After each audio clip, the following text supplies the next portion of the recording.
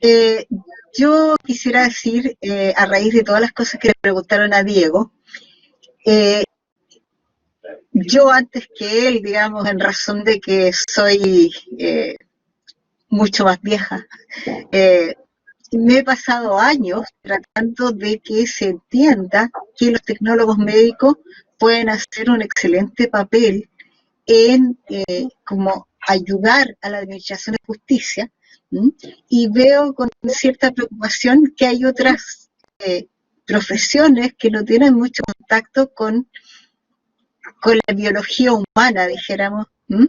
Y que están trabajando en este momento en laboratorios forenses. Y la gracia, como yo les dije ayer, no es que sepan harto, la gracia es que lo sepan explicar a los jueces, a los fiscales y al público en general, que son los que van a los juicios. ¿Mm?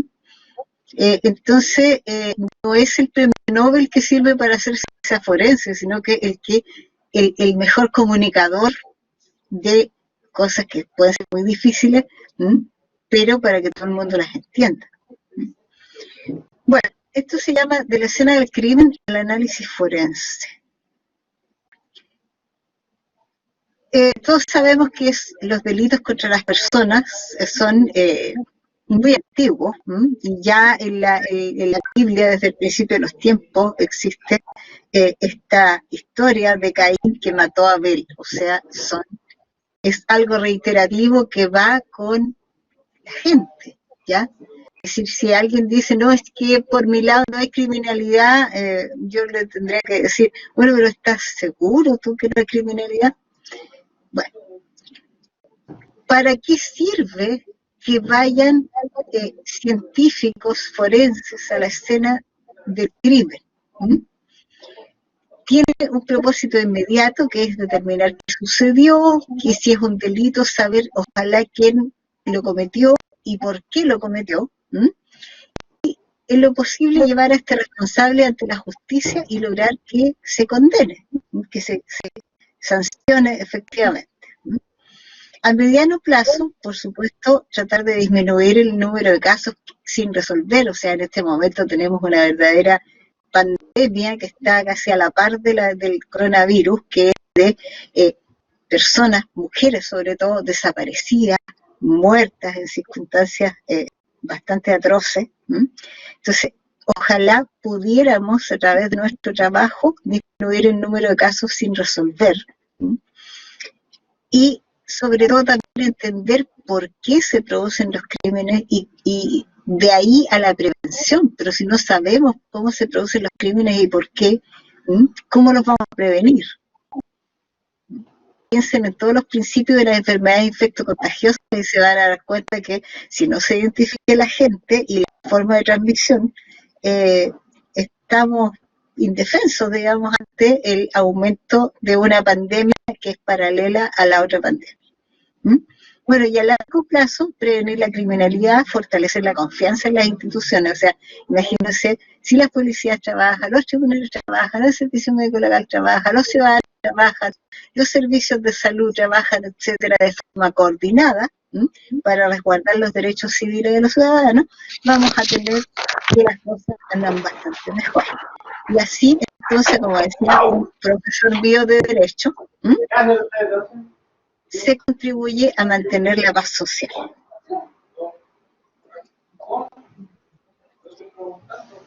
Bueno, ¿por qué necesitamos entonces tomar muestras y analizarlas en el lugar del hecho o en la escena del crimen? Esto es son cosas que han dicho científicos forenses del pasado y que nos ayudan hasta hoy día. Forman parte. Perdón, pero hay mucha interferencia. Parece que hay personas que tienen encendido su audio y se oye mucho ruido de fondo. Sí, ahora vamos a ver qué personas tienen el micrófono abierto para que no se pueda interrumpir. Ok. Bueno, entonces esto forma parte de lo que es la doctrina de la ciencia forense. Y Paul Kirk, que es un hematólogo forense norteamericano, que ya se murió, dice, la evidencia física no se equivoca, no se contradice y no puede estar completamente ausente. Cuando se produce un delito, es muy difícil que con la adrenalina del momento, la persona que comete el delito borre todas las huellas que hay. Entonces siempre queda algo.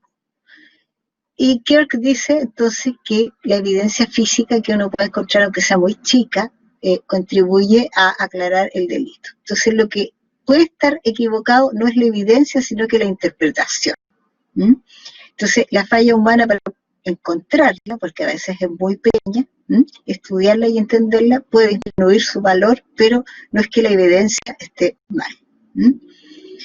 Bueno, otra cosa interesante es que para entender la naturaleza del delito en la sociedad dependemos necesariamente de nuestra habilidad para recolectar información válida y confiable, que es uno de los problemas que vamos a tener cuando se lleven a juicio los casos, por ejemplo, de lesiones oculares a partir de octubre del año pasado, porque de lo que yo supe por mis alumnos, mis exalumnos, colegas, etcétera, es que muchas de las evidencias nunca se guardaron, sino que se entregaron a los propios pacientes. Entonces, nunca estuvieron en cadena de custodia esas evidencias y por lo tanto no se pueden presentar a juicio.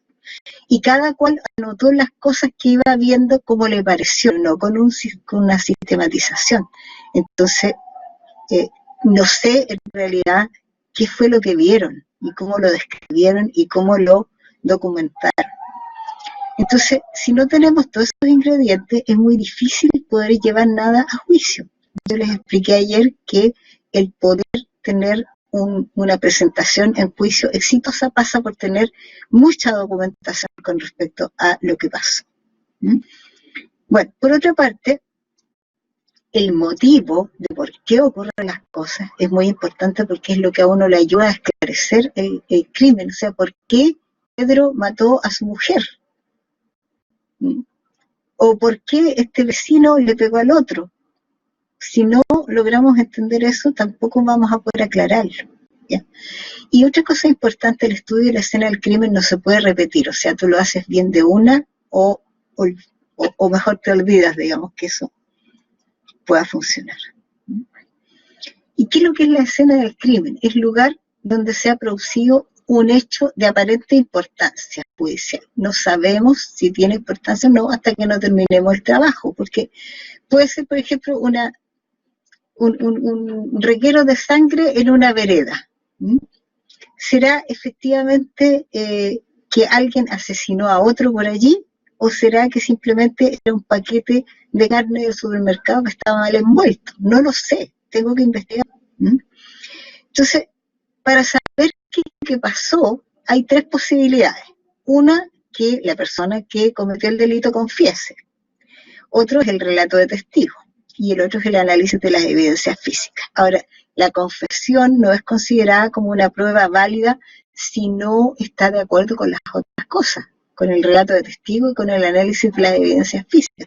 Hay gente, y yo lo he comprobado, las primeras veces, digamos, que me tocó estar de tú a tú con algún posible hechor, me encontré con personas que no habían cometido ningún delito, pero que por alguna razón querían figurar, y se iban a acusar de distintas cosas y al final no eran. Ahora, los relatos de testigos, nosotros tendemos a armar historias dentro de nuestra mente para poder explicarnos cosas que a veces no las conocemos completamente. Entonces, llenamos los vacíos de información con distintos elementos que pueden ser verídicos o puede que no. Entonces, por ejemplo, alguien puede relacionar el ruido de un disparo con el programa que están pasando en la televisión. Imagínense que lleguen a un juicio y digan, yo estoy seguro que esta cuestión ocurrió a la noche porque es la hora del noticiero. Pero resulta que justo ese día atrasaron el noticiero porque hubo algún problema. Entonces ya no eran las 9 de la noche, es lo que la persona cree que eran las 9 de la noche. ¿Se fijan? Entonces, el análisis de la evidencia física que se encuentra en la escena del crimen es la única cosa en la que podemos confiar. Y por eso es que los que dominan ese estudio de la escena del crimen dicen que no hay crimen perfecto, sino que malas investigaciones. Uno, por supuesto, encuentra lo que sabe que puede ver. Y es lo mismo que pasa, por ejemplo, en una radiografía. Hay gente que no sabe nada de imagenología y ve puras manchas blancas y negras. Y una persona que no sabe nada de histopato ve puntos nomás de colores y no sabe qué es lo que significa. Bueno, la criminalística la podríamos resumir con lo que dice esta diapositiva. Todo contacto deja una huella, que es el principio de intercambio de loca. Cuanto menos te demores en investigar, mejor te va a ir. Responder a las preguntas del qué, quién, cómo, cuándo, dónde, por qué, con qué, y relacionar víctimas, sospechosos, objetos y lugares. O sea, si uno logra hacer todas esas cosas, está bastante bien encaminado a resolver un caso. Bueno, esto es el pulpo de lo que hablaba Diego. Este pulpo se va armando, se armó como en los años 50 un rudimento de pulpo, con la Asociación Americana de Ciencias Forenses, que decidió que esto había que ordenarlo de alguna manera, y quedó más o menos así, con una zona central que es la parte normativa. Cuáles son las normas que se deben obedecer, cuáles son los códigos de ética de los profesionales, cuáles son las instalaciones mínimas y las certificaciones mínimas que debe tener alguien para trabajar en el área forense. Y generalmente una de las grandes opiniones que hay es que los peritos deben certificarse, es decir, deben pasar por lo menos cursos y exámenes, que la certificación no dura para siempre, o sea, uno debe reciclarse cada 5 años y pasar un nuevo examen, y que no puede ser una persona como recién egresada, sino que alguien que tenga experiencia, porque en determinado momento va a tener que ir a explicar todo lo relacionado con su disciplina, y si no la domina, no le va a ir muy bien.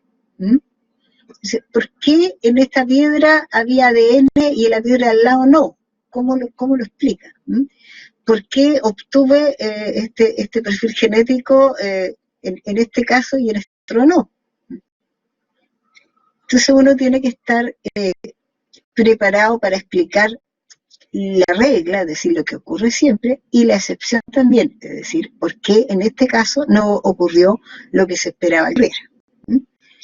Y todo esto, digamos, aquí está todo la investigación, por ejemplo, de teléfonos celulares, de discos duros de computadores, de almacenamiento de pedofilia, todo eso está en esta parte. En la parte de biología y DNA está la serología que preguntaban antes, la hematología identificadora de la paternidad.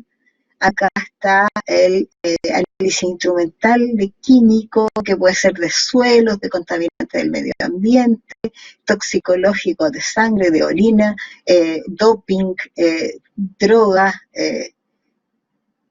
Acá están los patrones físicos, es decir, las huellas de pisada, las huellas dactilares, las huellas de palatina, todo lo que sea patrones físicos. Y acá está el estudio de la escena del crimen, donde está el médico criminalista, está la autopsia, está todos los que acompañan esta autopsia. Y ahí hay varias donde podrían desempeñarse los tecnólogos médicos.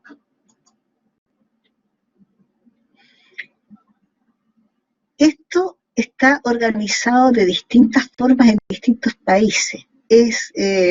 Uno está acostumbrado, por ejemplo, a que en todos los países haya hospitales, y que en los hospitales haya servicio de urgencia, haya cirugía, medicina, obstetricia, pediatría, ¿ya?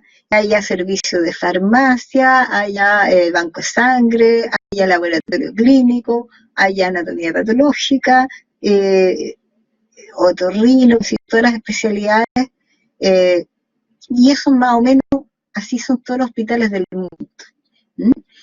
Pero en ciencias forenses se dan varias cosas y por eso es que Diego tiene razón en decir que tomar un curso en el extranjero sin saber lo que pasa aquí es un poco riesgoso, ¿m? Porque uno después tiende a imaginarse que en todas partes las cosas son iguales así.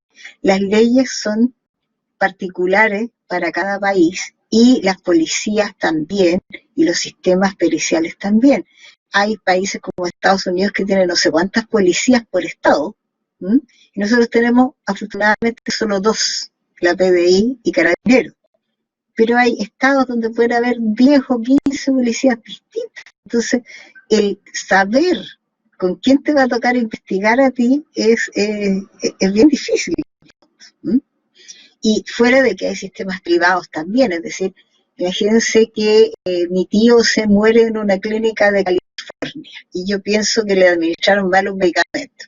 Yo puedo llamar a un servicio forense privado que sale en la guía de teléfono, ¿m?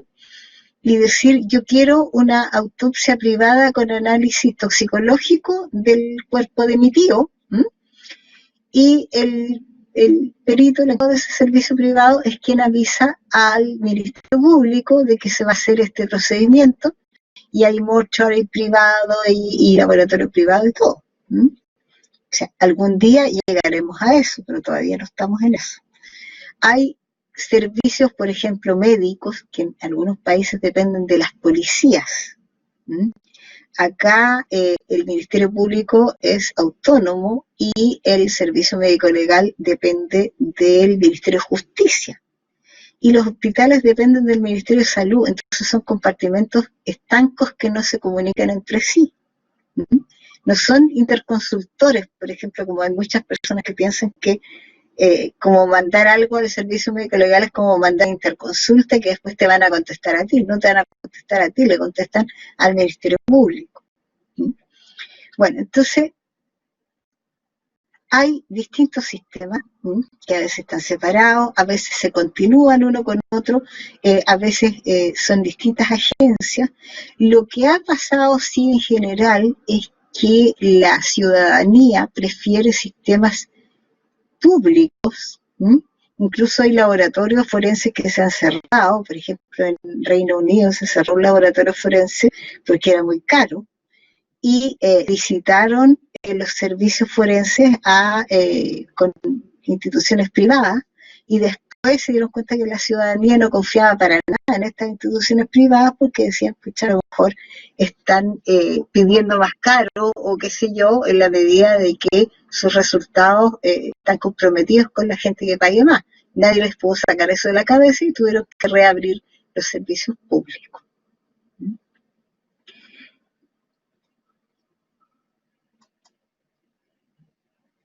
Bueno, este es un poco tragicómico, pero esta canción, no sé si ustedes la conocen, apareció en el Buenavista Social Club.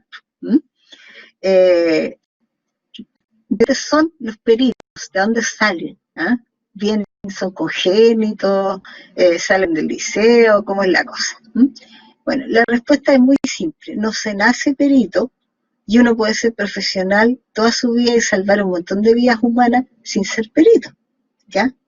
Eso no excluye que tenga conocimientos legales para saber cuánto denunciar, para saber sus obligaciones profesionales, etc.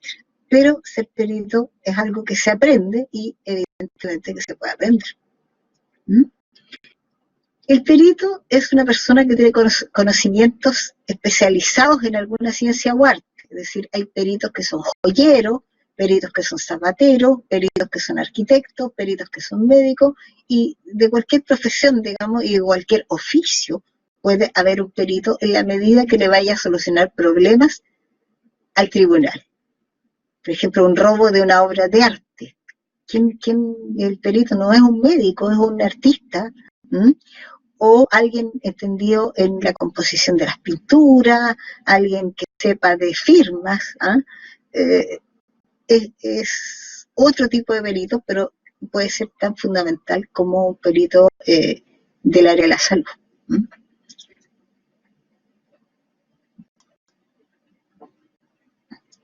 Entonces, uno, como les decía yo, puede ser puede haberse recibido en el pregrado de cualquier profesión, y de repente, por distintas razones, se le ocurre ser perito, o lo llaman y le dicen que opine de algo.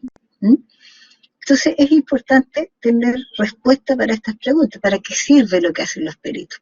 ¿Cuál es su relevancia? Sirve para administrar justicia, para que las personas puedan ejercer sus derechos civiles, para mantener la paz social.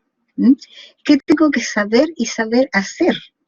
No solamente sus conocimientos, sino que las explicaciones y cómo planificar una investigación para averiguar por qué se cayó X del segundo piso, o por qué a fulano no le funcionó la parte eléctrica, o por qué a Mengano le estalló la cocina que recién compró. ¿Existe una ética pericial? Sí existe. Existe una ética pericial que consiste en, sobre todo, en no participar en casos en que uno pudiera estar, tener algún interés, por ejemplo. O sea, si mi hermano se cometió un delito, yo tendría que decir, yo no voy a participar en esta investigación, porque si es culpable, me van a decir que eres mala persona, que culpaste a tu hermano. Si es inocente, me van a decir que eres mala persona, que exoneraste a tu hermano, que seguramente que estaba metido y que nos estaba ocultando información. Es un secreto pericial. La prohibición de divulgar todo lo que uno está investigando. O sea, puede ser que sea el caso más exótico, notable, etcétera, pero si uno está investigando, uno no debería, por ejemplo, decir que está investigando este caso hasta que no lo vaya a presentar en tribunales. Después puede hablar de él. Inhabilitarse es decir que uno no va a participar en un caso porque trabaja en la misma institución. O sea, por ejemplo, si yo trabajo en Carabineros, yo no puedo ser perito a favor ni en contra de Carabineros. Yo me tengo que ir para y decir, otra persona debe tomar este caso. ¿Cuál es la pregunta que me hacen? Esto yo siempre lo cuento como una talla. Cuando yo me estaba formando, trabajé en la Policía de Investigación, en la CRIM, mucho tiempo. Entonces llegaban toda clase de objetos ahí a la CRIM, como por ejemplo chaquetas, armas, billetes, maletas, que ustedes se puedan imaginar, tijeras, con una notita del tribunal que decía, hágase la pericia pertinente. Bueno, ustedes como tecnólogos médicos entenderán que sería lo mismo que si yo mando a un paciente y le digo a ustedes, le pongo en la orden, hágase el examen pertinente. Yo creo que lo primero que harían ustedes es llamarme y preguntarme, bueno, pero ¿qué diablos quiere, doctora? ¿Una glicemia? ¿Una resonancia? ¿Qué quiere? ¿Un análisis de orina? Porque es evidente la enorme variedad de exámenes que se le pueden hacer a cada una de las cosas que nombré, hace que sea inviable por tiempo, por dinero, por todo, hacer todo. Entonces, muchas veces la persona que pide estos análisis no sabe muy bien qué es lo que está pidiendo. Y a veces hay que llamarle y decirle, bueno, pero ¿qué es lo que quiere usted? ¿Qué es lo que necesita demostrar o descartar? Y según eso, entonces planificar lo que nosotros vamos a hacer. A veces te mandan una pura hojita con lo que creen que tú deberías saber, pero es obvio que muchas veces ese antecedente no es suficiente. ¿A quién se lo tengo que pedir? ¿A la persona que me lo mandó? ¿A la persona que estaba de turno ese día? ¿Puede ser que le digan que no se los pueden entregar? Todas estas preguntas son cosas que me han pasado alguna vez a mí, no son inventos. Por otra parte, con lo que yo sé, por ejemplo, yo soy ingeniero biomédico. Por lo que yo sé, ¿basta para contestar a la pregunta o tengo que diseñar un experimento que es un problema que nunca se le ha presentado a nadie? ¿Cuánto cuesta eso en tiempo y materiales? Porque resulta que yo voy a tener que comprar reactivos, por ejemplo. Es una cosa que ocurre muy frecuentemente en toxicología. ¿ya? Yo necesito sustancias patrón que tienen que ser por lo menos análisis para poder demostrar si es la misma sustancia que yo estoy viendo o no. Y a veces me sale una sustancia tóxica que es súper cara y yo tengo que comprar este patrón certificado de sustancia pura, ¿ya? Si imagínense que sea cocaína pura, ¿cuánto cuesta un estándar de certificado de cocaína pura? ¿Mm? No puedo ir a comprar pasta base a la Pobla, tengo que tener un reactivo de cierta calidad, ¿ya? ¿Cómo redacto mis conclusiones? No solamente para que yo me entienda, no solamente para que mi mamá, que está chocha por mí, me entienda, sino que para que lo entiendan personas que no saben nada de mi ciencia o arte, que para eso me llamaron, para que les explique, ¿ya? ¿Qué digo si tengo que ir a un juicio? Y resulta que en un juicio lo primero que van a hacer, van a tratar de acerrocharme el piso diciendo que yo no soy apto para contestar esas preguntas. Me van a mirar dónde estudié, dónde nací, si tengo parientes o amigos que pueden estar interesados en el juicio, si tengo estudios de alguna cosa, y parece que todo el mundo me está atacando. Sin embargo, si yo estoy en mi laboratorio encerradito, así tranquilito, y veo todos los pacientes que me corresponden, no me pasa eso, todo el mundo me trata bien, ¿ya? Y nadie me cuestiona que por qué hice esto, ni por qué estudié en ese liceo, o por qué, dónde aprendí a hacer eso, o cuántas de estos mismos peritajes he hecho en mi vida. Imagínense que le toquen la mala pata de que es el primer peritaje que uno hace en su vida y uno está obligado a decir verdad porque está bajo juramento. ¿Qué tal si yo digo que es la primera autopsia que he hecho en mi vida? Me van a subir al columpio, por lo menos. Bueno, entonces, si uno no entiende que es un juego de roles y que no es nada personal contra uno, es probable que ni siquiera sobreviva a este primer juicio. Que le va a parecer que todos se le tiran encima.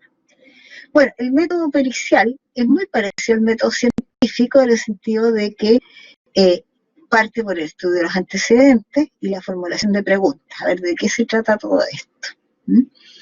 Determinación de las ramas del saber que yo necesito para responder. Por ejemplo, me sé los grupos sanguíneos porque la prueba, el asunto que estoy viendo, me sé los grupos sanguíneos, voy a tener que hacer alguna prueba de compatibilidad sanguínea, tengo los anticuerpos o los antígenos suficientes, reviso fuentes documentales y bases de datos. ¿Esto ha pasado alguna vez antes? ¿Cómo lo resolvieron? ¿Quién lo resolvió? ¿Está publicado? ¿Hay un método para abordar esto? Y de ahí viene entonces la planificación y realización de todo. Documentación, estudio de terreno, revisión, toma de muestras y contramuestras. Ya hablamos de que la parte contraria tiene derecho a hacer contramuestras, o sea, hacer sus propios peritajes y por eso lo tenemos que guardar contramuestras. Entonces puede ser, imagínense que me digan, es que el agua del cajón del Maipo parece que está contaminada porque hay una industria ahí que están botando sus desechos en el agua que estamos tomando en Santiago. ¿Qué tengo que hacer yo? No puedo irme con un frasquito a tomar agua del cauce de aquí en el río Mapocho, aquí debajo de un puente. Hay toda una metodología para mostrar de arriba, donde surge el río, después a nivel de cada afluente para ver exactamente dónde es la contaminación. Y tiene que tomarse muestras simultáneas, entonces no puedo ir sola, tengo que ir a veces con 5 o 10 personas para que tomamos una a las 2, a las 3, ya ahí se toma la muestra, ¿ya? Porque si no puede ser que haya industrias que no sean contaminantes y le vamos a cortar el cuello a todas. Después tengo que comprobar mi hipótesis, descartar hipótesis alternativas. Esto, chicos, es algo que casi nadie hace. Cuando un cambio se puede atribuir a varios agentes, yo tengo que preocuparme de ver qué otros agentes no podrían ser porque la persona nunca tuvo con ellos, porque no están aquí en la región metropolitana, porque no están aquí en Chile, porque. Entonces, una vez que descarto todas esas cosas, me quedo con la o las 2 o 3 hipótesis que podrían ser, porque no las puedo descartar. Tengo también que saber qué causas de error puedo tener. Y por eso es que es tan importante la calidad en esto, porque, por ejemplo, si yo de por sí tengo muestras deterioradas porque fueron, no sé, un cuerpo que estuvo expuesto al sol, a la lluvia, qué sé yo, en un exterior, y yo llego, le pongo formalina comunisilvestre, después me olvido que está esa autopsia ahí, la tengo como 3 meses fijando en un recipiente demasiado chico y con muy poca formalina, seguro que voy a tener una cantidad de artefactos que no fueron debidos a que este cuerpo estuvo al sol y a la lluvia durante varios meses. Entonces se va a sumar ese error técnico al error de partida que yo tenía, y nunca voy a poder saber qué fue primero o qué era más importante, si el deterioro después que yo saqué la muestra o el deterioro que tenía antes por estar a la interior. Bueno, revisión de la normativa legal. Esto se puede decir a la luz de la normativa legal o es inadecuado. Por ejemplo, si encuentro no sé cuántas partes por millón de un cierto contaminante en el agua, no sé, en el agua potable, ¿ya? Primero tengo que ver cuál es la normativa de agua potable de partes por millón de ese contaminante aquí en Chile.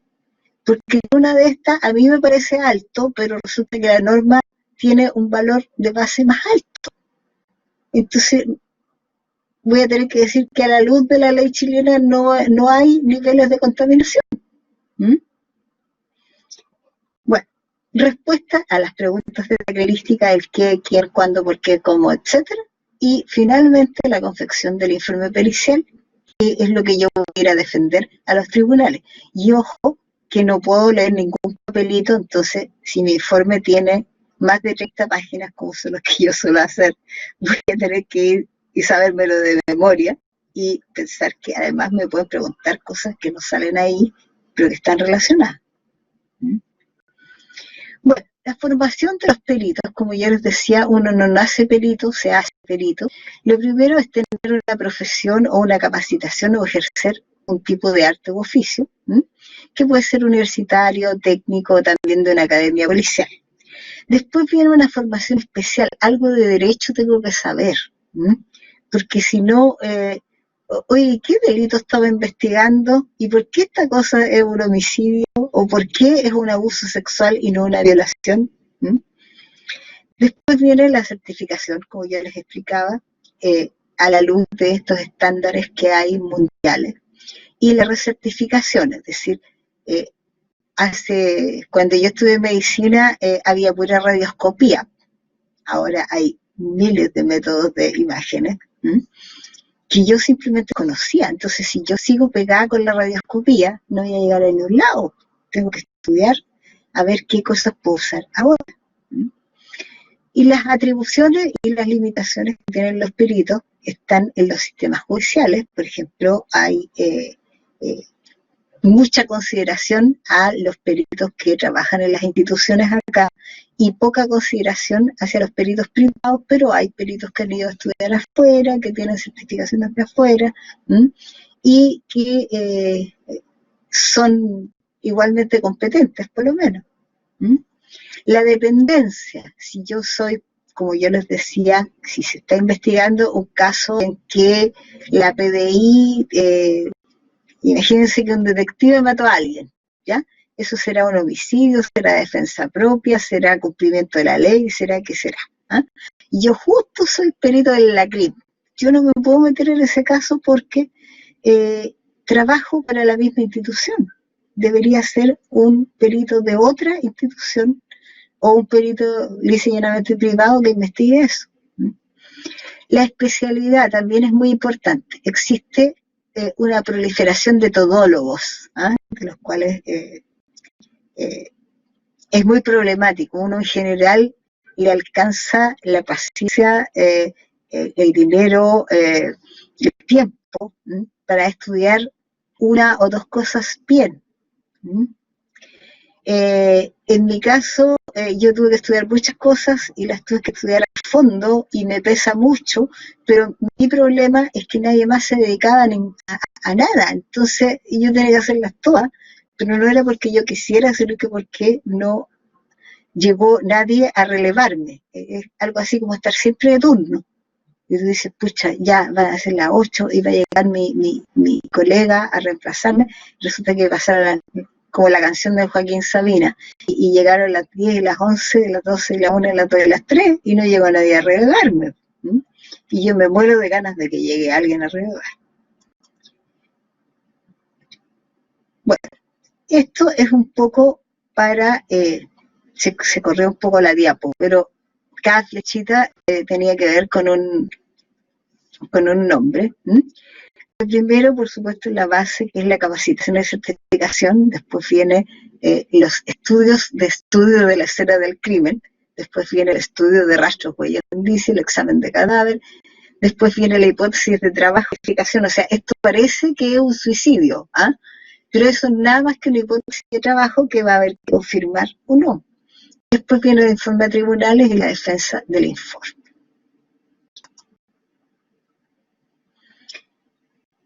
Bueno, la certificación de peritos forenses está súper organizada en otros países, pero aquí, la verdad, no mucho. Debería ser ofrecida por un organismo certificador de acuerdo con normas.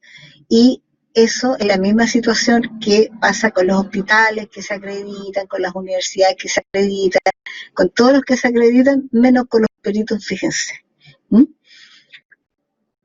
Se supone que estar acreditado o certificado como institución o como perito individual debería ser de alto impacto para el sistema de administración de justicia y también para la ciudadanía, así como todo el mundo de que es riesgoso irse a hacer una abdominoplastía con un señor que hace sangrías o con un peluquero o qué sé yo, y en realidad nadie muy en su sano juicio lo haría.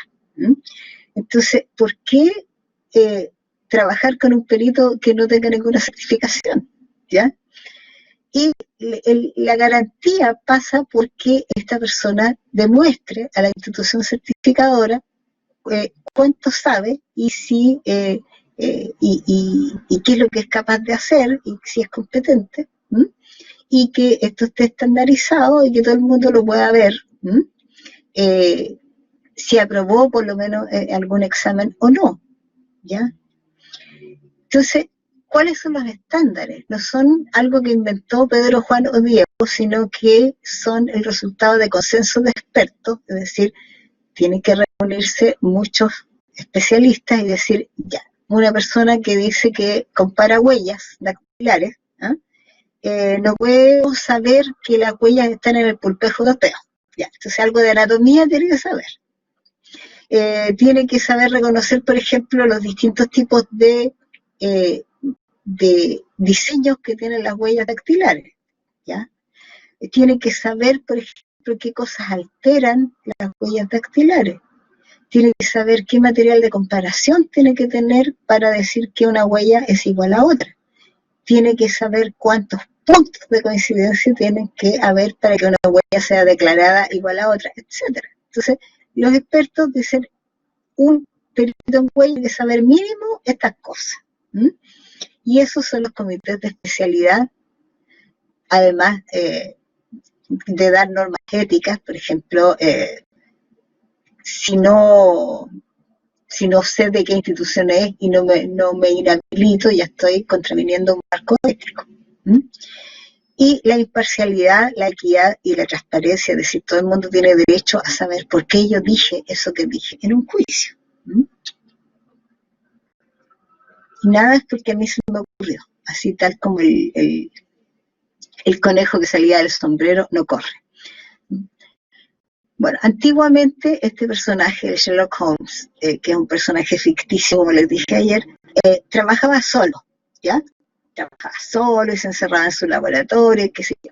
Bueno, ese modo de trabajar actualmente no es sostenible y tampoco es beneficioso. Entonces, este personaje solo ha sido sustituido por un equipo, ¿ya? En que hay muchos profesionales, Hay un personaje, yo lo puse en rojo aquí porque en algunos países se fusiona con él y en otros países no, que es el técnico de campo en evidencia, o sea, una persona especialista en tomar huellas, manchas, fotografías, etcétera, solamente en la escena del crimen, y después entonces este personaje manda todas las evidencias al laboratorio y ella las analiza otro. Yo humildemente creo que la cadena no debería interrumpirse y que debería ser la misma persona que vaya a la escena del crimen y que después analice todo, porque hay muchos detalles que si no se pierden en el camino. Ustedes conocen el juego del teléfono, ¿no es cierto? Eso de que uno está en un grupo de gente y le dice al oído algo a su vecino, y su vecino se lo dice al otro y al otro y al otro, y al final entonces resulta muy divertido comprobar cómo el último de la fila dice un mensaje completamente diferente al inicial. Bueno, eso es divertido en un cumpleaños, en una reunión de amigos, en el amigo secreto, todo lo que ustedes quieran, pero en el caso de problemas judiciales no es divertido, todo lo contrario.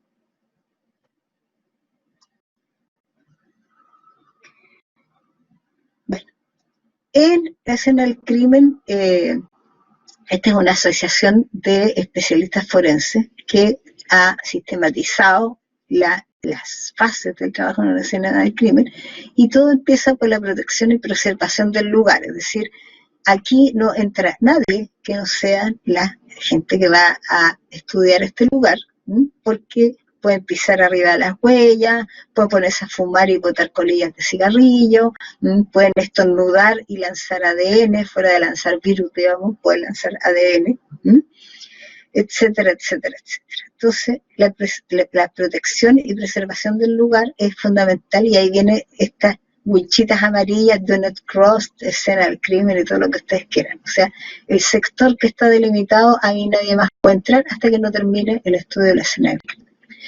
Recopilación de información preliminar. ¿Quién fue la última persona que vio a la víctima? ¿Quién salió corriendo de ahí? ¿Alguien vio algo? Todo ese típico cosa. Después viene el equipo que observa, valora lo que hay ahí y planifica. Ya, tantas personas van a buscar por la izquierda, tantas por la derecha, lo vamos a dividir en cuadraditos, vamos a hacer una espiral.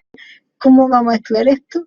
Y después de ese acuerdo, nos vamos a examinarlo. La fijación, es decir, la fotografía primero, antes de hacer nada, antes de tocar nada, debería fotografiarse todo tal como está. Y después entonces se buscan y toman las evidencias. Al final de todo eso viene el examen del cadáver, y después de todo eso viene la liberación de la escena. Es decir, ya se puede usar la calle, la carretera, el edificio, qué sé yo, para el uso que habitualmente tiene. Ahora, la liberación de la escena, ojalá no fuera inmediatamente, como muchas veces se hace aquí, sino cuando los que procesan las evidencias digan, ya es suficiente, ya tengo todo lo que necesito, no es necesario volver a la escena. Bueno, y finalmente ese trabajo en la escena del crimen tiene un informe que lo confeccionan las personas que van y que relata todo lo que se realizó. Y después entonces este informe de la escena del crimen se está consultando constantemente, o debería ser así, por ejemplo, por las personas que hacen la autopsia, por las personas que hacen ADN, por las personas que hacen examen de los discos duros de los computadores, etcétera, para ver, digamos, cómo se van adosando, conectando la información de cada uno de los pasos. Bueno, la máxima de todo esto es que uno debe protegerse del lugar y también tiene que proteger al lugar de uno. Es decir, no estornudar, no comer, no tomar nada con la mano sin guante, no sacarse la mugre por tropezar, no botar nada ahí en ese lugar, tener buena luz para trabajar, etcétera, etcétera. Ponerse las vacunas correspondientes, porque esto es igual que trabajar en un hospital, en un servicio infeccioso. No se sabe qué es lo que se puede encontrar ahí. Bueno, técnicas de rastreo.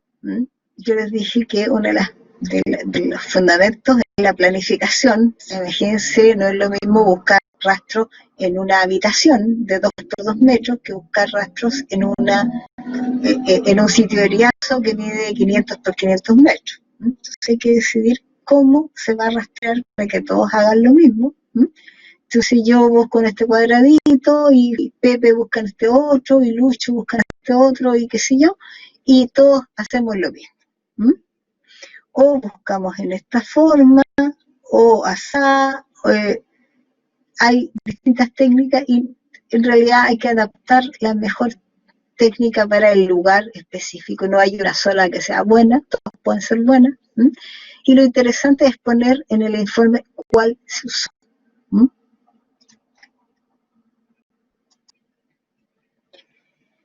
Ahora, ¿qué cosas puede encontrar uno en la escena del crimen? Puede encontrar un montón de cosas. Las evidencias biológicas son lo más frecuente y entre ellas la más llamativa es la sangre, pero también puede haber semen, pelos, cabellos, insectos, tejido. Por ejemplo, si alguien le pegó a otra persona con un arma contundente, puede quedar algún poco de epitelio por allí pegado en una piedra o en un palo. También hay evidencias no biológicas como vidrios, piedras, fibras textiles, prendas de vestir, pintura, huellas de neumático, digamos, huellas de pie calzado, huellas de alguien que anda a pata pelada. Y los tipos de riesgo, está el tipo físico-ambiental, es una viga que se te puede caer en la cabeza, o un producto químico que produzca gases, o un enchufe o un cable. El riesgo biológico, que sería el más importante para nosotros, y también el riesgo psicológico, porque ver, por ejemplo, varios cadáveres de uno, o en el caso mío, yo tengo, me da muchísima pena a los niños. Entonces, si hay un sitio de suceso con un niño, yo puedo quedar psicológicamente mal durante meses. Y una de las cosas más importantes es tener muestras para comparación. O sea, si yo quiero saber si esa tierra es de ahí, de sacar de otra parte tierra que sí sea de ahí, ¿no? Imagínense que encuentro tierra removida, como pasó en el caso de la ámbar de Villa Alemana, que se encontró un montón de tierra removida. Pero ¿esa tierra era de ahí o no era de ahí? A lo mejor la trajeron de otro lado. Entonces tengo que asegurarme de tomar una muestra de tierra que sí sea de ahí para comparar.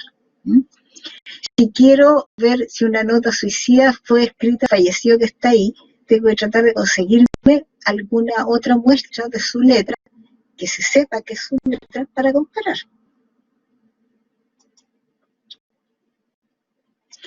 Bueno, la fotografía de la escena del crimen.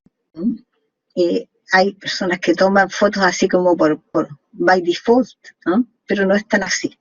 Por ejemplo, las muestras deben tener un testigo métrico, que son estas reglitas que tienen varias características. Por ejemplo, el ser en ángulo. Hay algunas que tienen hasta una brújula incorporada para que se apunta obviamente al norte. Tienen los centímetros de distinto color para que sea súper fácil ver y contar el tamaño. Tienen una etiquetita donde se pone el número del caso, el nombre o algún elemento que sirva para reconocer de qué casos son. Alguna superficie blanca para hacer calibre de colores. A veces la luz no es tan buena y las fotos te quedan oscuras, pero si tú tienes un elemento blanco puedes balancear los colores. Fotografía las entradas y salidas, fotografía las ventanas, es muy importante. Que cada ID tenga un numerito también. Y por supuesto hay varios trucos. Imagínense, este es una perilla de una puerta.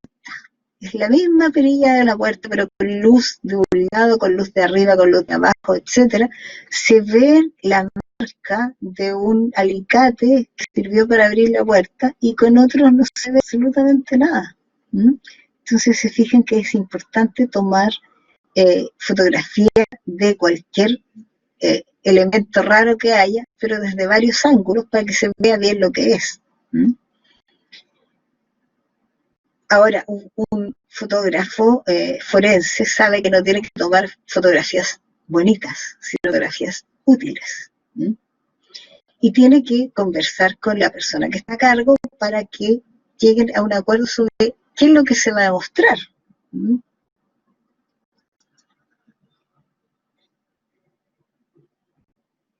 Bueno, aquí hay también una cosa que es tan confusa como eso del hágase la pericia pertinente.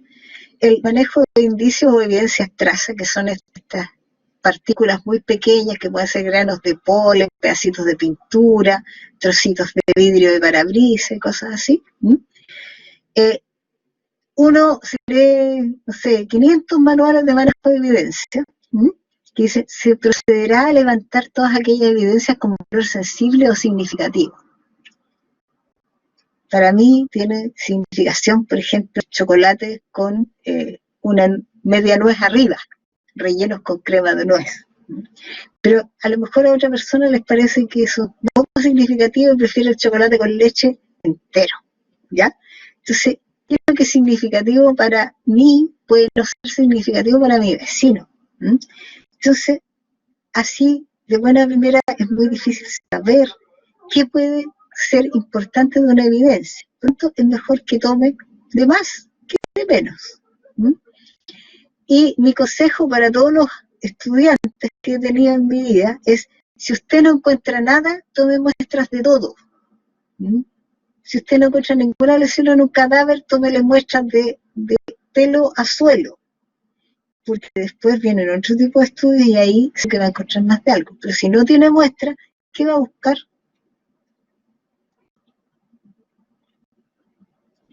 Bueno, hay muchas causas de error en la escena del crimen. Demorarse, que no todos los miembros del equipo estén trabajando bajo una misma idea, por eso es que es bueno tener una conversación previa, es decir, bueno, yo voy a buscar por aquí, y usted busque por allá. Falta de entrenamiento, certificado o no, falta de entrenamiento, más personal de lo indispensable. Eso es algo que mis colegas en todo el mundo llaman la manada de búfalos, cuando pudiendo hacer el trabajo eficientemente 2 o 3 personas, llegan 50 personas al lugar, y pisan todo, revisan todo, mueven todo, y cuesta mucho ver las cosas. La falta de actualización. Ya hay una serie de exámenes periciales que están completamente obsoletos, pero hay gente que lo sigue haciendo porque la respuesta del millón es que lo hemos hecho así. Eso no es una buena respuesta. Bueno, este es otro problema con que siempre uno se tropieza. Los escritores de novelas policiales versus los peritos investigadores. Hay un grupo de personas, digamos, que se quedan con una hipótesis que les parece glamorosa, interesante, escandalosa, un montón de cosas, pero que no es necesariamente lo que ocurrió, ¿ya? El escritor de novelas policiales tiene una solución, tiene un resultado sobre el cual arma su novela, entonces todas las cosas que pone hacia atrás le coinciden con ese final brillante. Pero en la vida real no es así. Uno va a un lugar, a una escena del crimen y no tiene idea de por qué pasó lo que pasó, solamente ve los resultados. Entonces la única manera de llegar a la causa, a la persona que cometió el delito, es ir caminando hacia atrás, ¿ya? Pero para eso no se tiene que saltar ni un paso. Entonces siempre puede haber otra posibilidad. La persona puede haber entrado por la ventana, puede haber entrado por el balcón, puede haber entrado por la puerta, tenía llave o no tenía llave. Hay muchas posibilidades. Entonces yo tengo que ir viéndolas todas. Siempre tengo que pensar que esto puede ser un suicidio, un accidente, una muerte por enfermedad, o una muerte por acción de terceros, digamos, y ponerme siempre en todos los casos. ¿Qué tengo para esta posibilidad? ¿Qué tengo para esta otra posibilidad? Etcétera. Y a veces llego a un camino sin salida y tengo que volver a foja cero. Entonces hay muchas personas que inventan cosas que son entretenidas, glamurosas, escandalosas, pero que no necesariamente son verdad. Bueno, en Estados Unidos llegó un momento en que todas las pruebas que se presentaban a los tribunales dejaban más confundido al juez y al jurado, y por lo tanto entonces decidieron parar el escándalo y decidir qué pruebas sería bueno admitir en un juicio y cuáles no.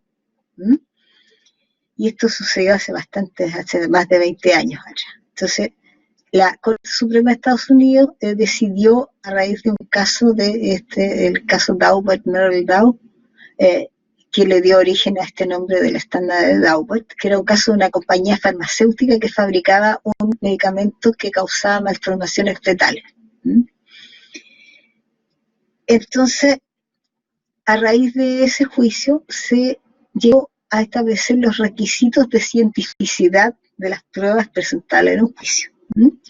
Y se dijo lo siguiente, que la teoría técnica debería estar comprobada, ¿ya? Es decir, debería haber un descarte de hipótesis.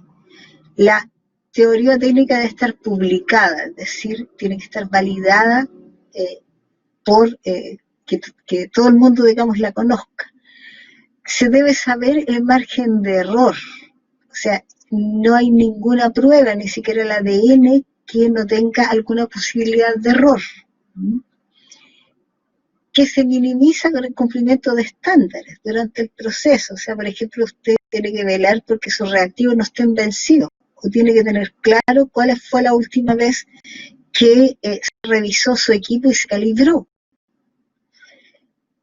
La comunidad científica relevante, es decir, sus pares, tienen que aceptar la técnica o teoría que usted está utilizando. No puede ser algo que usted inventó entre cuatro paredes y lo sabe usar. Y además la prueba científica tiene que ser directamente relevante respecto del caso. O sea, a lo mejor usted sabe hacer una tinción de perlas preciosa, pero que no tiene nada que ver con el asunto, entonces no haga la tinción de perlas, déjela para otra vez. Bueno, por otra parte, también ha quedado claro que los jueces tienen que tener algún conocimiento de qué es lo que hacen los peritos. Y sobre todo, por qué están diciendo lo que dicen. Entonces, si un juez está bien, digamos, los jueces lo llaman a uno y los fiscales lo llaman a uno y los defensores lo llaman a uno para que uno les explique ciertas cosas, pero algo tienen que saber de qué es lo que significa.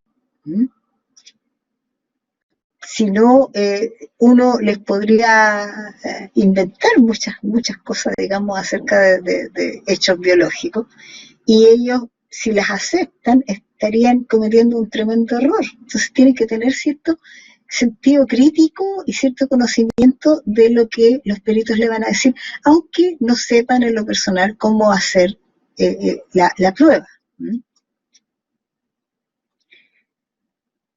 Bueno, ¿qué hace que a pesar de que se tomen todas estas precauciones, la investigación fracase o que se culpe a una persona que es inocente o que se libere a un culpable? Uno tiene que tener mucho cuidado con trampas sutiles. Uno siempre corre el riesgo de caer en esas trampas sutiles. Y se han elaborado test psicológicos, muchas pruebas, digamos. Por ejemplo, una persona depende de la vestimenta que tiene, cómo impacta a los demás que la ven. Entonces se ha foteado al mismo sujeto con tatuajes, con barba, con rasta, con ropa muy elegante, con corbata, afeitado, qué sé yo. Entonces le ha preguntado a mucha gente, ¿usted cree que este sujeto es capaz de cometer un delito? Y muchísima gente te va a decir no, porque se ve muy bien, porque está muy guapo, porque está muy, muy limpio, porque qué sé yo. Y la verdad es que no es necesariamente así. Hay ladrones, estafadores y asesinos muy atractivos, que se visten muy bien, etcétera, y por eso es que la gente cae en ellos, digamos, y no los reconoce. ¿Mm? Entonces, la psicología forense estudia la psicología de los criminales, pero también estudia la psicología de los testigos y, por cierto, de los peritos. Entonces, están los sesgos. A mí me caen mal las personas, por ejemplo, colorinas, ¿ah? Porque yo pienso que son porfiados, pero no todos los colorines son porfiados. ¿Mm? O hay sesgos de las etnias, hay sesgos del estatus socioeconómico, hay sesgos de millones de cosas, ¿ah? Que no corresponden a la realidad, y por eso es que yo siempre digo y seguiré diciendo, no se puede generalizar, no se debe generalizar. ¿Mm? Bueno, también hay errores de probabilidad. Uno tiende a creer que porque las cosas se dan de determinada forma, esta vez también va a ser así, y no se da eso. ¿Mm? Y también puede haber trampas en la organización, ¿ya? Es decir, es difícil, sobre todo, como yo les decía, hay instituciones periciales que dependen incluso de distintos ministerios y a veces no están conectadas entre sí. Y puede ser que llevando el examen a una institución y no me lo reciban porque no viene con el visto bueno de no sé quién. ¿Mm? Y mientras tanto mi examen se pierde porque no estaba refrigerado, porque se rompe la gana de frío, por cosas que son terriblemente evitables, por decirlo de alguna manera. ¿Mm? Ahora, sesgos, los hay muchos, y yo puse unos pocos aquí, como para ilustrar las trampas estas que nos acechan. Los prejuicios. ¿Mm? Uno dice, no, yo no tengo prejuicios. ¿Mm?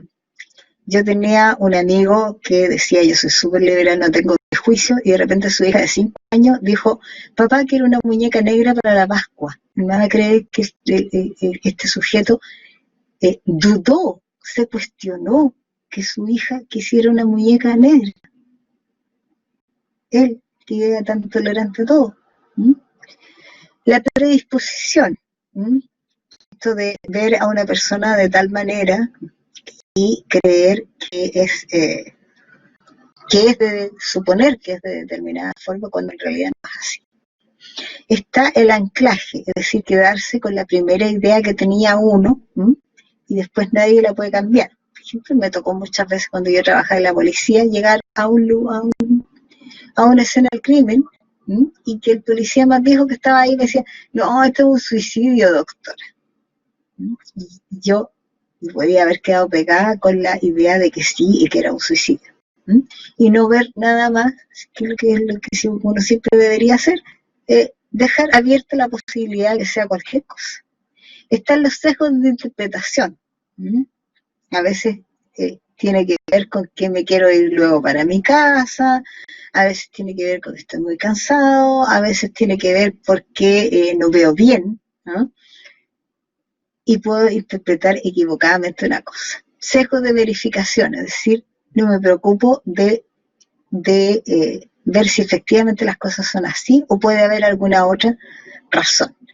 Las limitaciones de la percepción y de la memoria. Ustedes saben que las mujeres ven muchos más colores que los hombres. ¿Mm? Entonces, no sé, yo años atrás le dije a mi pololo, oye, quiero que me traigas un X cosa de roja. Y llegó con algo fucsia. Y le dije, oye, pero esto no es rojo, esto es fucsia. Ah, no sé, me dijo, yo lo veo rojo. Y era una excelente persona, digamos, no tengo nada que decir, pero veía menos colores que yo, ¿no?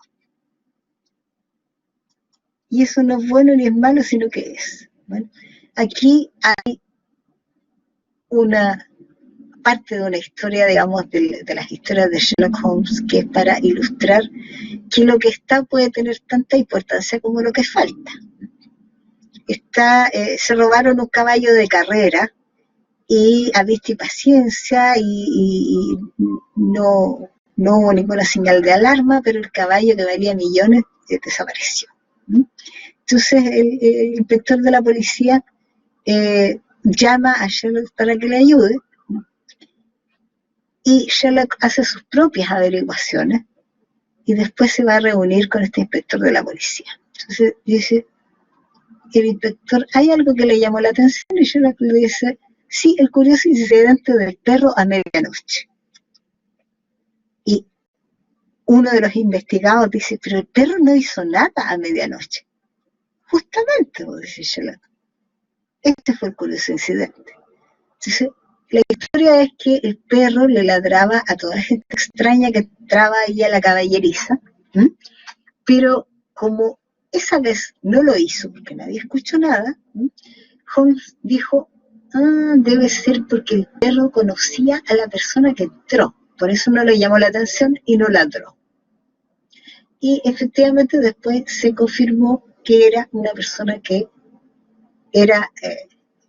siempre iba a esa casa, digamos, que se había llevado el caballo de carrera.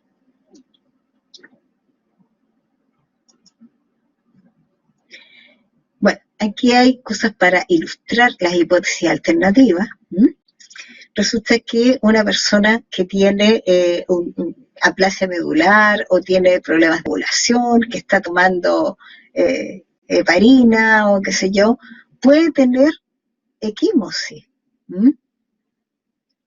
Y resulta que uno puede ver a esta persona con equimosis, sobre todo, por ejemplo, en adultos mayores. Dice, a lo mejor este viejito lo están maltratando y no cae en la cuenta que esa persona puede tener mucha fragilidad capilar. ¿Será maltrato o será algún problema hematológico o de capilares? Este es un orificio de proyectil. Pero no se ve muy bien si acaso es de entrada o de salida, y el saberlo puede cambiar absolutamente un caso. Esta es una variante anatómica de un himen, ¿no? Que se llama festoneado, y que uno lo puede encontrar y dice, tiene pero cualquier cantidad de desgarros por aquí y por allá, y en realidad no tiene ningún desgarro, es así, ¿ya? Y mientras tanto tomaron preso a un montón de gente que vivía en esa casa porque hubo una violación de una persona menor.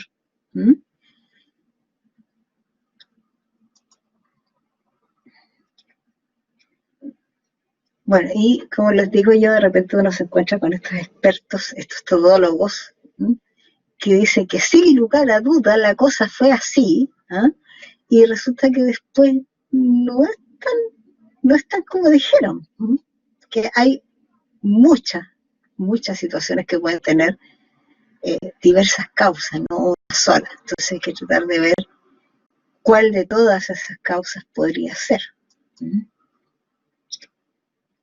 Bueno, el informe de perito debe ser por escrito, a pesar de que después lo interrogalmente, y tiene que tener varias partes, descripción de la persona o cosa que se examinó, si es una chaqueta, por ejemplo, una chaqueta con botonadura en tal parte, de tal color, de tal material, de tal talla, de tal, etcétera, que está íntegra, nueva, rasgada, mojada, la relación de todo lo que de todas las operaciones que le hice, la medí, la pesé, la miré con luz ultravioleta, y qué es lo que obtuve, y que en vista de todas esas operaciones que le practiqué, ¿a qué conclusión llego?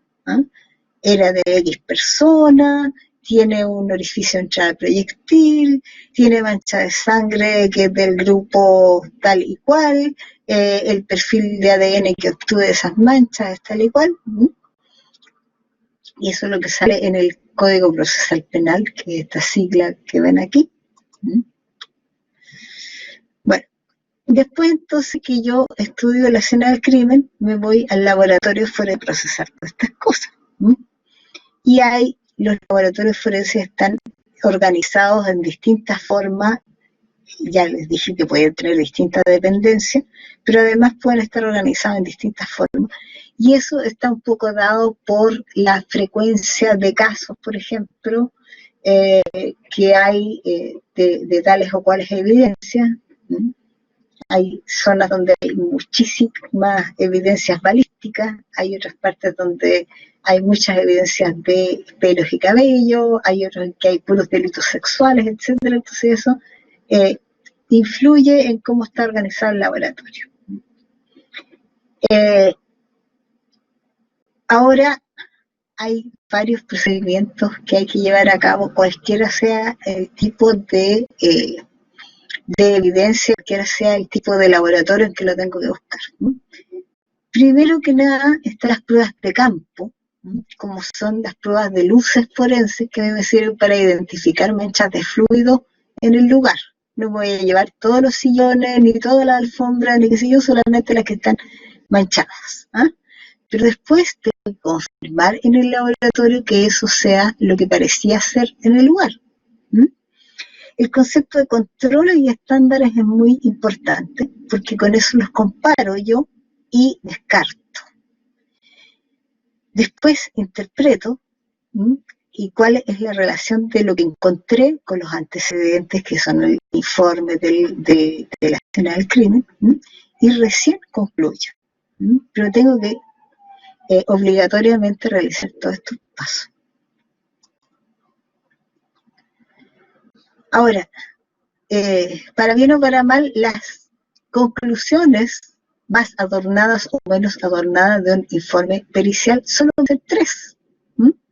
Hallazgos compatibles con los antecedentes, hallazgos no compatibles con los antecedentes, y con los antecedentes disponibles no se puede determinar. Solo esos 3. Ustedes me dirán, ¿y tanto trabajo para esos 3? Así es. Bueno, como preguntaron mucho ayer por la radiología forense o la imagenología forense, hice una diapo.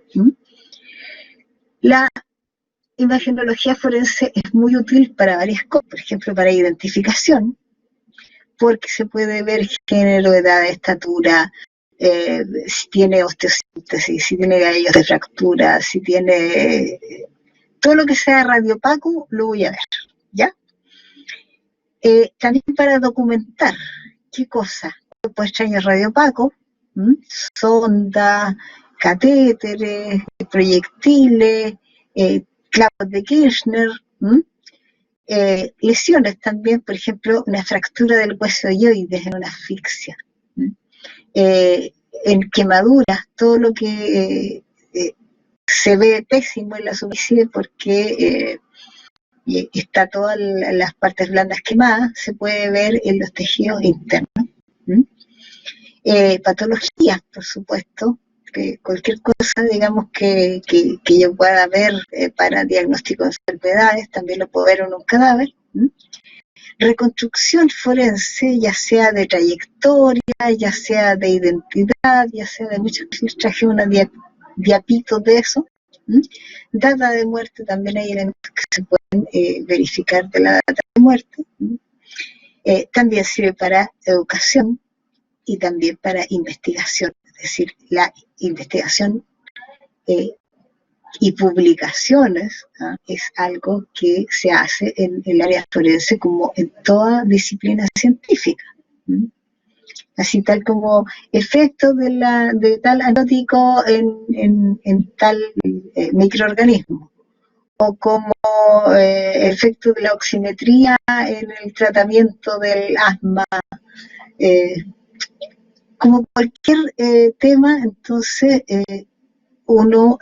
hay publicaciones en el área forense y de hecho hay una cantidad enorme de publicaciones, y por eso es que uno se tiene que actualizar constantemente. Bueno, este pobre cadáver es un señor que lo habían atropellado y tiene una fractura de columna pero terrible, y otras fracturas en varias partes de su cuerpo. Lo que sirvió el procedimiento radiológico es para llevar esta imagen al tribunal y dejar súper claro todos los daños que había en ese cadáver a consecuencia del atropello. Bueno, hay ciertas cosas de la imagenología forense que no se pueden hacer con otros procedimientos, y por eso entonces es un poco superstar de todas las técnicas auxiliares, digamos, que se pueden hacer en ciencia forense. Por ejemplo, este era un que estaba carbonizado, que estaba todo encogido, que de afuera no se veía nada, pero se encontró un proyectil aquí, que habría sido muy difícil, habría que haberlo disecado entero, digamos, para poder ubicar ese proyectil, porque orificio de entrada no se veía por ninguna parte, estaba todo carbonizado. Y aquí tienen otra cosa que es muy bonita, que es la reconstrucción, o sea, para poder identificar, porque uno encuentra de pronto un cráneo sin partes blandas, y eso debe ser, bueno, de quién sería.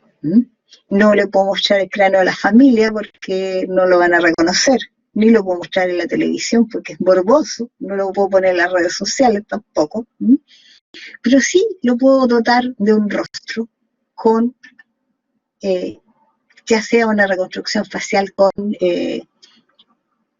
greda o con plasticina, pero también hay herramientas 3D para lograr rellenar este cráneo basal, digamos, de partes blandas y llegar a una cara que sí la puedo poner en las redes sociales, sí se la puedo mostrar a los familiares, sí la puedo pegar en todos los cuarteles del país, etcétera. Y ahí entonces podría ser que alguien lo reconociera y supiera quién es. Y este amigo es un rey de Escocia, un rey antiguo, digamos, cuyo esqueleto se encuentra ahí y se ha llegado a saber que este era el aspecto que tenía. Ahora, la imagenología forense es preciosa, es un campo tremendamente entretenido, pero también ha sufrido muchos cuestionamientos. Entonces, una de las cosas que se dice que a veces no es suficiente con un solo procedimiento y hay que usar técnicas complementarias. Una persona que se quiera formar en eso tiene que aprender que todas las cosas que ve en imágenes tiene que chequearlas por una autopsia convencional durante su curva de aprendizaje para saber exactamente a qué corresponde está viendo. Entonces, igual el radiólogo tiene que tener un amigo patólogo que le vaya mostrando, mira, esto es lo que se veía aquí, esto es lo que se veía allá, esto es lo que tú ves en la imagen y esto corresponde a tal cosa. Por otra parte, no se puede tomar, pero sí se puede guiar en lugar de toma de muestras para histología, microbiología, toxicología. Si yo hago solo imagenología, no puedo tomar muestras. Hay alguien por ahí que decía, tampoco puedo tomar el olor, que a veces es relevante en la identificación de ciertas suciedades o hasta de ciertas infecciones. Bueno, si bien contamina mucho menos, si bien es mucho menos impresionante para las familias, el equipo de imagenología, que a veces son varios equipos, son de alto costo, y el procedimiento en sí también es de alto costo. No necesariamente está validado en todas partes. A veces hay artefactos, es decir, cambios post-mortem que son difíciles de sistematizar, porque puede haber, por ejemplo, alteraciones por animales o insectos que estén por dentro, no se vean por fuera y que uno los puede confundir con lesiones, o los gases de la putrefacción que se pueden confundir de pronto con ingreso de aire a ciertas cavidades que es patológico, pero en caso de la putrefacción sería como una evolución normal de la descomposición del cuerpo. Y el procedimiento todavía es muy nuevo para ver exactamente para qué sirve o no sirve. Y otra cosa es que las imágenes pueden o no ser concluyentes en su diagnóstico.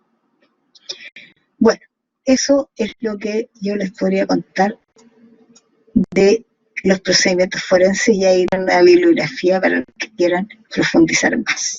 Muchas gracias y espero sus preguntas.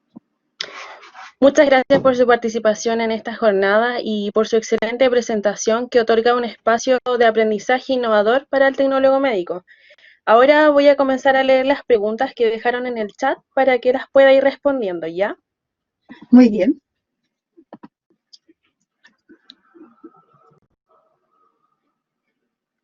Primera pregunta, dice, ¿reciben algún tipo de asesoría psicológica los profesionales que trabajan en el área forense? En algunas instituciones sí, yo sé que en el servicio médico legal hay algunos psicólogos que también brindan asesoría a los profesionales. Correcto. Siguiente pregunta. Dice, ¿se realiza la prueba de carbono 14 en Chile y si es así, es limitada a algunos casos? En general, lo que pasa es que las pruebas de carbono 14 se hacen en instituciones universitarias o en la Dirección de Archivos y Museos, ¿m? Y se hace la separación en una escena del crimen de si acaso es un cadáver reciente, ¿m? O es un cadáver histórico. Entonces, si es un cadáver histórico que se ve por la profundidad, por los estratos del suelo, por la ropa acompañante, por los elementos culturales, digamos, se llaman el nombre técnico, de por ejemplo si hay cacharritos de greda, agujas de hueso y todas esas cosas, entonces hay un límite en que se ve si el cadáver es antiguo o reciente. Y si es antiguo, derechamente se llama a un arqueólogo para que siga con ese hecho y lo toma museos, archivos y museos. Entonces, nosotros que hacemos criminalística trabajamos con casos recientes y esos casos recientes no se estudian con carbono 14. Muchas gracias. La otra pregunta es, yo estoy realizando mi tesis sobre tomografía computada post-mortem. Según lo que usted indica, entonces, en ningún caso la TCMP podría reemplazar la autopsia tradicional. Yo creo que sí en ciertos casos. Yo ayer creo que les dije que en casos de traumas extensos podría ser más eficiente que la autopsia tradicional en el sentido de que, sobre todo si hay fractura, tú al disecar mueves los cabos óseos y nunca te quedan como en realidad estaban, entonces sería mucho mejor tener imágenes de eso. ¿Mm? Pero si puede haber duda o es otro tipo de situación, por ejemplo, una intoxicación, la verdad es que yo no le haría biopsia, sino que le tomaría muchas muestras de fluido. ¿Mm? Ya. La siguiente pregunta es, refiriéndose a la escena del crimen, ¿quiénes son encargados de limpiar los residuos o fluidos que quedan en el piso, paredes, muebles o calles, en caso de que exista algunas muertes violentas, digo? Pues he leído que quienes limpian son personas externas a la investigación, pero no sé qué tan cierto es. Hay muchos países en que existen grupos, digamos, de personas que usan desinfectantes, usan ultravioleta, usan un montón de cosas, ¿m?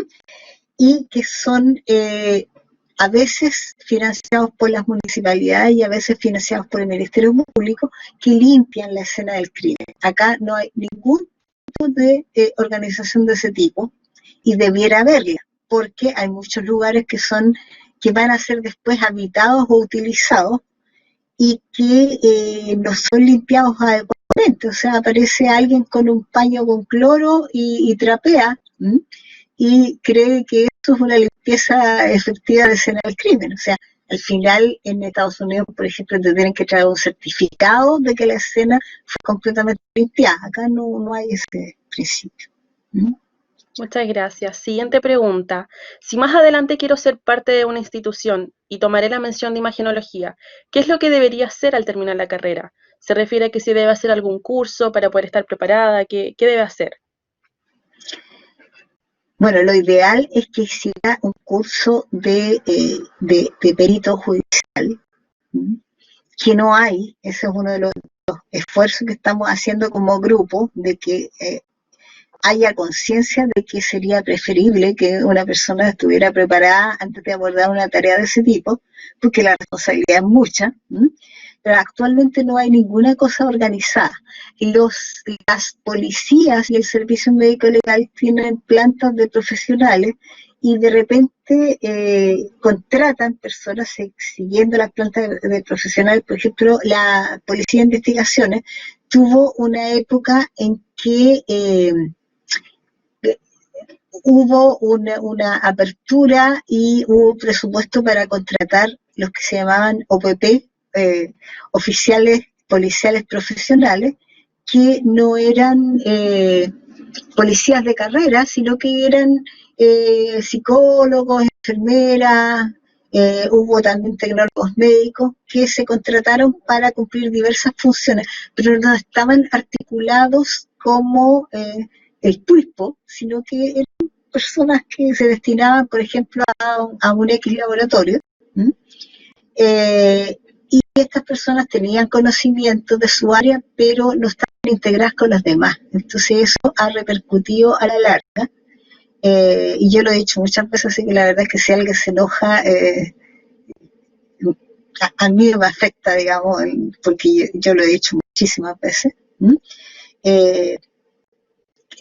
La suerte de poder dialogar y llegar a un resultado final común, beneficia a todos, a los jueces, al Ministerio Público y también a la comunidad en general, porque ahí se busca una explicación completa de lo que ocurre y no solamente el examen tal o cual, lo que puede resultar en que de una misma institución salgan dos resultados que sean completamente opuestos.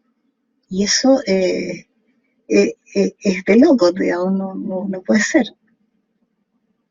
Entonces, para poder entrar a una institución, están estos cupos que de repente se abren y a veces pasan muchos años antes que se abran otros cupos por problemas más bien de presupuesto.